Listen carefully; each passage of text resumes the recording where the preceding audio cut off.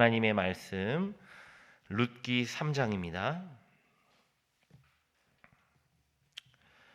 룻기 3장 1절부터 13절까지 룻기 3장 1절부터 13절까지 한 절씩 교독합니다. 룻의 시어머니 나오미가 그에게 이르되 내 딸아 내가 너를 위하여 안식할 곳을 구하여 너를 복되게 하여야 하지 않겠느냐.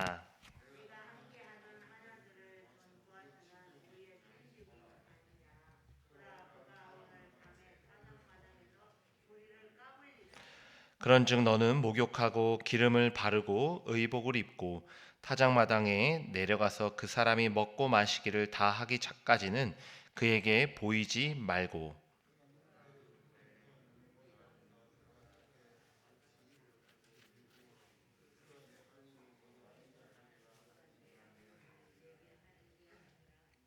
룻이 시어머니에게 이르되 어머니의 말씀대로 내가 다 행하리이다 하니라.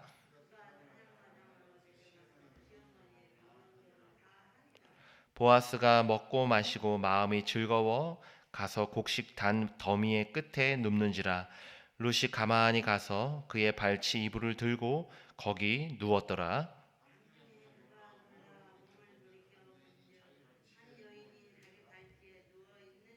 이르되 내가 누구냐 하니 대답하되 나는 당신의 여종 룻이오니 당신의 옷자락을 펴 당신의 여종을 덮으소서. 이는 당신이 기업을 물을 자가 됨이니이다 하니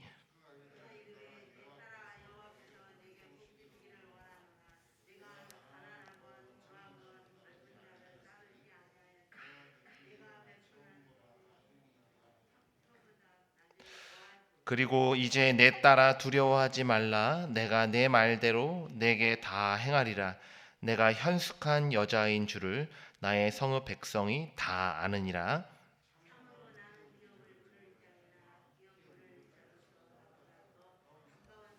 함께 읽습니다. 이 밤에 여기서 머무르라. 아침에 그가 기업 물을 자의 책임을 내게 이행하려 하면 좋으니 그가 그 기업 물을 자의 책임을 행할 것이니라. 만일 그가 기업 물을 자의 책임을 내게 이행하기를 기뻐하지 아니하면 여호와께서 살아계심을 두고 맹세하노니 내가 기업 물을 자의 책임을 내게 이행하리라. 아침까지 누워 있을지니라 하는지라. 아멘. 당신의 날개로 덮으소서라는 제목으로 말씀을 나누겠습니다. 오늘 본문은 룻기 이야기의 절정인데요. 룻기 전체를 관통하는 핵심 개념이 한 단어입니다. 바로 헤세드. 우리나라 말로는 이 헤세드는 인애, 사랑, 자비 이런 뜻이죠. 나오미와 룻의 서로를 향한 헤세드, 이 인애가 룻을 향한 보아스의 헤세드죠. 이 보아스의 인애와 오늘 본문에서 만납니다. 결국 보아스가 보여준 사랑은 우리를 향한 그리스도의 사랑을, 또 나오미와 룻이 보여준 사랑은 서로 사랑해야 할 그리스도인의 삶을 보게 합니다. 오늘 본문에는 룻기의 가장 핵심 인물이죠. 이 나오미, 룻, 보아스 이 세 명이 다 등장하는데요. 먼저 1절에 의하면 나오미가 룻에게 제안하는 말로 시작됩니다. 룻의 시어머니 나오미가 그에게 이르되 내 딸아 내가 너를 위하여 안식할 곳을 구하여 너를 복되게 하여야 하지 않겠느냐. 나오미는 늙은 시어머니에게 끝까지 인애를 다하는 룻을 생각했습니다. 아직 젊은 그녀의 삶을 책임질 사람이 필요했죠. 23절에 보면 보리 추수와 밀 추수를 마치기까지라는 표현이 등장합니다. 23절이 바로 앞장을 이야기하는 거죠. 보리 추수는 대략 4월에 시작하고요. 밀 추수는 6월이면 끝납니다. 이제 밀 추수가 끝나면 룻도 더 이상 이삭을 줄 기회가 없습니다. 그래서 나오미는 보아스의 밭에서 일할 수 있는 마지막 날, 이 마지막 날에 이 룻에게 대담한 제안을 합니다. 사실 보아스는 룻의 아버지 뻘이죠. 또 굉장히 유력한 유대인이었습니다. 반면에 룻은 아직 젊고 가난한 과부였고요. 심지어 모함 여인이었습니다. 이 둘이 공식적인 절차를 거쳐서 결혼할 가능성은 없었죠. 그래서 나오미가 룻에게 제안을 하는데요. 3절이죠. 너는 목욕하고 기름을 바르고 의복을 입으라. 이런 준비는 당시에는 신랑을 맞이하는 신부의 단장입니다. 그리고 4절에 보면 그가 누울 때에 너는 그가 눕는 곳을 알았다가 들어가서 그의 발치 이불을 들고 거기 누우라. 여기서 발치 이불을 들고라는 표현, 이걸 원어로 직역하면 발에 덮개를 벗기고 이런 뜻입니다. 발에 덮개를 벗기고. 그래서 이제 어떤 학자들은 여기서 이 발을 이 성기를 뜻하는 완고거다, 그렇게 좀 해석하기도 하고요. 또 덮개를 벗기고를 옷을 벗기는 것으로 해석하고자 합니다. 하지만 저는 두 가지 이유로 이건 너무 과도한 해석이라고 보는데요. 첫 번째 4절과 7절만 보면 이 부분을 성적인 묘사로 볼 수도 있지만 8절에 의해서 그 해석이 배제가 됩니다. 8절에 보면 발을 벗기다가 아니라 발에 누웠다. 그러니까 원어도 발에 누웠다 이렇게 묘사하고 있기 때문이죠. 둘째로 당시 고대 근동의 문화와 룻의 인물됨인데요. 고대 근동에서 여성이 먼저 성적인 유혹을 하는 것은 아주 극히 드문 일이었습니다. 보통 가늠한 여인이나 창녀들이나 하는 매우 부정적인 행동으로 여겨졌는데요. 더군다나 11절에 의하면 보아스에게 현숙한 여인이라 칭찬을 받는 룻이 노골적으로 먼저 성적인 유혹을 했다고 보기는 어렵죠. 따라서 나오미는 룻에게 최대한 신부가 갖추어야 할 준비를 잘 갖춰서 보아스의 발을 덮은 옷, 당시에는 이제 잠잘 때 이불이 옷이었거든요. 그러니까 그 발 쪽에 그 옷을 살짝 들쳐놓고 그 발치 옆에 가만히 누워 있으라, 이런 제안을 한 것이죠. 그것만으로도 충분히 룻의 청혼의 의도를 보아스에게 전달할 수 있었을 것입니다. 중요한 것은 나오미가 룻에게 이런 제안을 하는 이유입니다. 나오미는 자신을 끝까지 봉양하는 며느리 룻의 앞날을 생각했죠. 그리고 모든 지혜를 모아서 이 며느리를 책임지려 노력했습니다. 당시 유대 문화에는요, 시형제 결혼 문화가 있었는데요. 시형제 결혼 문화. 신명기 25장 5절부터 10절에 보면요, 형제가 자식 없이 죽으면 형제 중 한 명이 과부와 결혼하여 아이를 낳아줍니다. 그리고 그 자식을 통해서 소유한 땅을 이어가게 하는데요. 나오미는 바로 이 제도를 통해서 룻을 도우려 한 것입니다. 또 나오미는 기업 물을 자의 제도를 활용하고 있는데요. 기업 물을 자, 이 룻기에 계속 반복되는 표현이죠. 기업 물을 자. 레위기 25장 25절에 의하면요, 가난한 형제가 땅을 팔았을 때 부한 형제가 그 땅을 대신 사서 다시 그 가난한 형제에게 되돌려주는 제도가 있습니다. 이게 바로 룻기에 계속 등장하는 기업 물을 자라는 뜻이 이 제도를 가리키는 겁니다. 고대 이스라엘에서 며느리는 기업을 물려받을 수 없었습니다. 그래서 시형제 결혼 문화를 통해서 자식을 낳아서 그 자식을 통해서 기업을 받게 하는 제도가 있었던 것이죠. 나오미는 이 제도를 통해서 룻의 앞날을 열어주려 한 것이죠. 이처럼 나오미는 비록 모함 여인이었지만 며느리죠. 이 룻을 진심으로 사랑했습니다. 그리고 그녀를 위하여 안식할 곳이죠. 즉 남편으로서 보아스를 봅니다. 이를 위해 이 치밀한 계획을 세웠고요. 어찌 보면 매우 대담한 행위를 룻에게 제안하고 있습니다. 나오미의 이 제안에 룻이 반응하죠. 오늘 본문 5절인데요. 룻이 시어머니에게 이르되 어머니의 말씀대로 다 행하리이다. 6절에 한 번 더 반복되는데요. 그가 타작마당으로 내려가서 시어머니의 명령대로 다 하니라. 사실 룻에게 나오미는 단순한 시어머니가 아닙니다. 모압 여인이었던 그녀에게 나오미는 하나님의 백성 이스라엘에게 속하게 만들어주는 신앙의 연결고리입니다. 신앙의 중심이죠. 룻이 나오미를 따르고 섬긴 것은 단순히 효를 행한 차원이 아닙니다.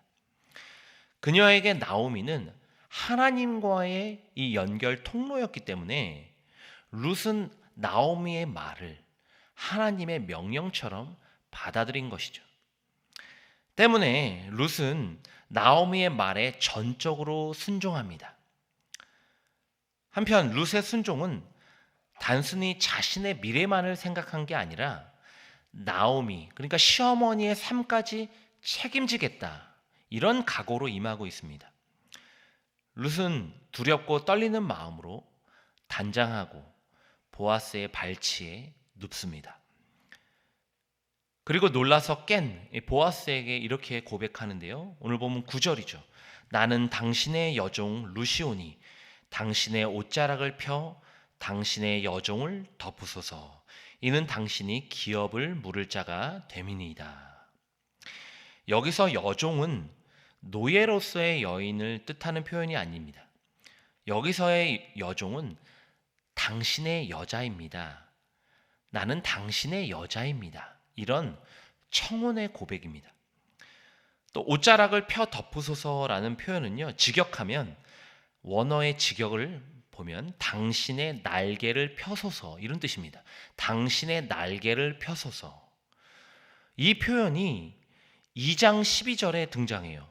같은 표현이. 여기서는 2장 12절에서는 보아스가 룻에게 복을 비는 장면이에요. 여호와의 날개 아래 보호를 받기를 원한다. 보아스가 룻에게 복을 비는 표현이거든요. 이 표현을 룻이 의도적으로 기억하고 있다가 보아스에게 한 겁니다. 같은 단어가 사용됐어요. 그리고 마지막에 당신이 기업 물을 자가 됨이니다라는 이 고백은요, 이 룻이 이런 대담한 행동을 하고 있잖아요. 이것이 유대 사회에서도 합법적인 것을 룻 자신도 잘 알고 있다, 충분히 알고 있다, 이거를 보아스에게 알리는 것입니다. 보아스는 룻의 이런 행동과 고백에 대해서 그녀를 다음과 같이 평가합니다. 오늘 보면 10절이죠. 내가 베푼 인애가 처음보다 나중이 더하도다. 보아스는 룻이 젊은 남자와 결혼할 수 있음에도 불구하고 시어머니를 위해서 자신과 결혼하기로 결단한 것을 알았습니다. 그래서 그 인애가 처음보다 나중이 더 커졌음을 칭찬합니다. 또 11절에 보면 내가 현숙한 여자인 줄을 나의 성읍 백성이 다 아느니라, 이렇게 평가하죠. 보아스는 근래 2달 동안 룻에 대한 주변 사람들의 평가를 들었습니다. 그녀는 모압 여인이자 과부였음에도 불구하고 불과 몇 달 만에 사람들에게 현숙한 여인이라 이런 평을 들을 정도로 훌륭한 언행을 가진 여인이었습니다. 여기서 이 현숙한이라고 번역한 단어는요, 원래는 유력하다, 이 뜻입니다. 그러니까 2장 1절에 보면 보아스를 설명할 때 등장하는 보아스를 유력한 자다, 이렇게 설명을 하거든요. 그 단어가 같은 단어입니다. 그러니까 보아스는 룻이 유력한 자신과 충분히 잘 어울리는 유력한 여인이다, 그렇게 룻을 인정하고 있는 거죠. 이처럼 룻은 시어머니를 통해서 하나님을 알았고 시어머니의 말씀에 철저히 순종함으로써 하나님께 순종하는 여인이었습니다. 룻은 갈수록 인애가 깊어지는 사람이자 모든 사람에게 칭찬받는 여인이었습니다. 마지막으로 이제 보아스의 반응을 살펴봐야 하는데요. 이 보아스는 깊이 잠들어 있다가 밤중에 자신 발치에 누운 한 여인을 봅니다. 이제 어두우니까 깜짝 놀라서 그녀에게 누구냐 물었죠. 그녀가 이내 룻임을 알고 안심합니다. 무엇보다 보아스는 룻이 왜 이렇게 행동했는지, 그녀의 깊은 마음을 헤아릴 수 있는 사람이었기 때문입니다. 보아스는 룻의 행동이 자신의 욕심을 위한 행동이 아니고 시어머니와 가문을 위한 결단임을 알았습니다. 그래서 그녀에게 복을 빌어주죠. 오늘 보면 10절입니다. 내 딸아 여호와께서 내게 복 주시기를 원하노라. 그리고 11절에 보면 그녀를 안심시킵니다. 내 딸아 두려워하지 말라. 내가 내 말대로 내게 다 행하리라. 그리고 마지막으로 13절에 그녀에게 룻에게 약속하죠. 여호와께서 살아계심을 두고 맹세하노니 내가 기업 물을 자의 책임을 내게 이행하리라. 이처럼 보아스는 누구보다 성정이 따뜻한 사람이면서도 하나님의 율법에 철저한 사람이었습니다. 그는 어찌 보면 당황스럽고 무례한 행동일 수도 있는 상황에서 단순히 이 드러난 행동이 아니라 그 안에 그 마음에 담긴 진심을 읽는 사람이었습니다. 보아스는 두려워 떠는 이 젊은 여인 룻을 안심시키고 위로하는 따뜻하고 배려 많은 사람이면서 동시에 하나님의 율법에 저촉되지 않는 범위에서 최선을 다해 행하겠다고 약속하는 하나님과 사람에게 신실한 사람이었습니다. 오늘 우리는 룻기의 절정인 오늘 본문에서 세 인물을 통해서 세 가지 교훈을 얻을 수 있습니다. 첫째, 나오미와 또 룻이 서로를 깊이 사랑할 때, 헤세드죠. 서로를 깊이 사랑할 때 그곳에 하나님의 헤세드, 놀라운 은혜가 임했다는 사실입니다. 오늘 우리도 나의 일이 아니라 서로의 일이죠. 우리의 일을 위해서 살아갈 때 그곳에 하나님의 은혜가 임합니다. 그곳에 헤세드, 곧 사랑이 꽃피고 하나님의 은혜와 자비의 역사가 나타나게 될 줄 믿습니다. 둘째, 룻이 철저하게 순종할 때 하나님이 보아스를 통해 그녀에게 응답하셨다는 사실입니다.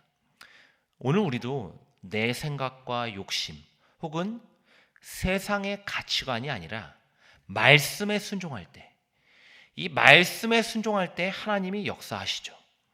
순종이 제사보다 낫고 듣는 것이 순양의 기름보다 낫습니다. 우리가 주의 말씀에 순종할 때 하나님이 돕는 사람을 보내시고 우리의 기도에 응답하실 줄 믿습니다. 마지막으로 세 번째, 룻을 향한 보아스의 사랑을 통해서 우리를 향한 그리스도의 사랑을 깨닫게 됩니다. 주님은 보아스의 음성을 통해서 오늘 우리에게 말씀하십니다.